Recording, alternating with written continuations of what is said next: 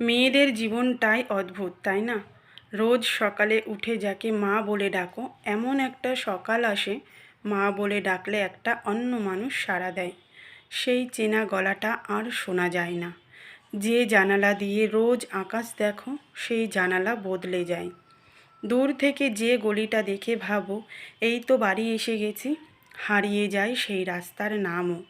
কত কী তো রেখে আসো যত্নে। স্নান করার মগ, হরলিক্সের গ্লাস, জমানো কলম, ছোটবেলার গল্পের বই, মাথায় চুল নেই পুতুলটা, ভাঙা কাচের চুড়ি, কানের দুল, আরও কত কিছু। ছোটবেলায় মায়ের শাখা পলা পরা হাত দেখে ভাবতো একদিন আমারও হাত হবে মায়ের মতন। কতই না খুশি হতাম সেই দিনটার কথা ভেবে।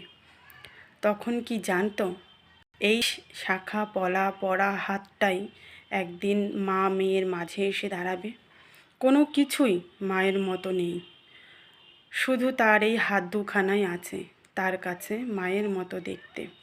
তারপর সত্যিকারের সেজে সংসার করতে করতে অফিস পাড়ার গল্পগুলো সামলাতে সামলাতে একদিন মাও ভুলে গেছিল সে কিশোরীর একটা পুতুল খেলার ঘর ছিল।